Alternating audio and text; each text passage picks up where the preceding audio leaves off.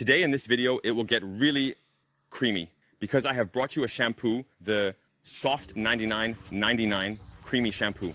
And you can already see it's dancing today, together with the Solo Foam Sprayer.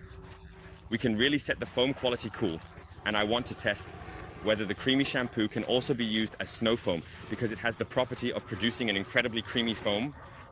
And what could be better than a shampoo that is super creamy? And a foam sprayer where you can still perfect the foam quality should actually provide the best snow foam that we have gotten from a foam sprayer. Because I want it to adhere really well to the surface, to be really creamy, and thus naturally be able to dissolve, for example, insect residues for as long as possible. That's why we're doing the foam sprayer test today with the creamy shampoo from Soft99. I have no idea if this will work, but if it does, then this is the absolute top combo when it comes to foam and foam sprayers. Unfortunately, I don't have a measuring cup with me, so today I'll just eyeball it and we'll simply put a small squeeze in here. Watch out. Bam! Done? So, I can't tell you exactly if that was 15 or 20 mil, but it wasn't much. We can also do a proper detailed test later with different concentrations, but that's really not a problem with this product because we have a really strong foam formation here and we can adjust it. So I see no problem whether you put in 15 or 20 ml, just test it out, shake it well, pump it up. And then let's go to the front. I'm really curious. So today it's not about the cleaning performance, but today it's about the foam quality. We have to approach it slowly.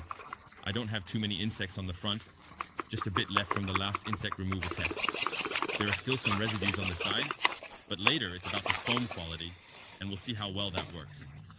Here comes the hissing sound, and now it starts. First, let's adjust it. Let's see what happens. Okay, that's too thick. So I think creamy is definitely the way to go here. You need to set the sprayer to be much more watery, otherwise the foam quality will just be way too thick.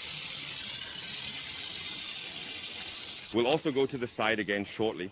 So what I can see right away is that the foam formation, the foam is super watery still, but it still has, let me just wait for the service vehicle and everything to pass. That's how it is at the self-service box. So what I really like is that it adheres very nicely. It's also super, just like in the washing area, super creamy, super soft. So you can really feel it when you take the foam between your fingers.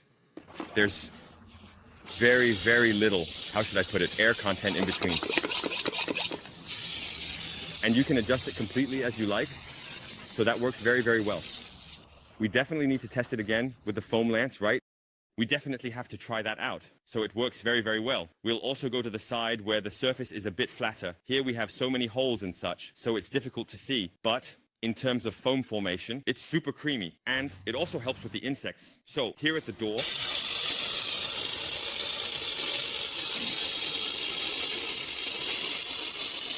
if you're wondering why it tears like that, it's because you still have a bit of sealing on it. Crazy, so the paint is sealed and the snow foam clearly has its difficulties there. But still, it is indeed quite nicely covering. Even where the holes are already present, it is still quite nicely wet. A bit too watery set. I can adjust it a little further. Why still a bit of pressure on it? So now we have completely covered the seal with snow foam. Yes, if it's a bit thicker, but I don't have much left in it. So, in terms of foam formation, if the surface is not heavily sealed, it holds nicely as well. You can see it here now, a nice covering film. You just need to spray it on a bit thicker. Overall, in terms of floating, it definitely works very well. You can definitely try it out, and we need to test it with a foam cannon with a foam lance. I think we will have a really thick, strong film, so it definitely works. You can definitely use it for that. Now let's spray it all off.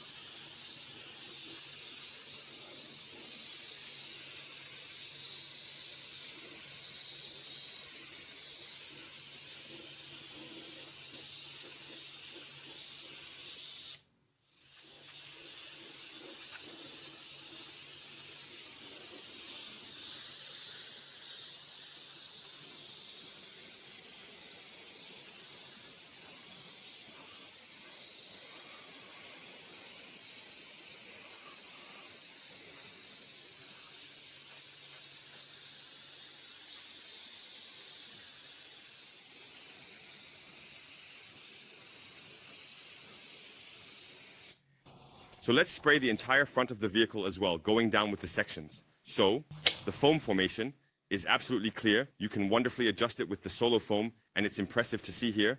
We have the Soft99 F7 here, which has been on for quite a while, and you can see that it is still working very, very effectively.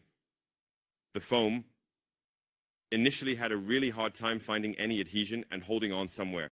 And here it is, also clearly visible during the spraying how well it all repels. So very, very nice. And I have directly attached the foam cannon test for you. So 20 milliliters in 500 milliliters of water is unfortunately not suitable for the creamy shampoo as snow foam.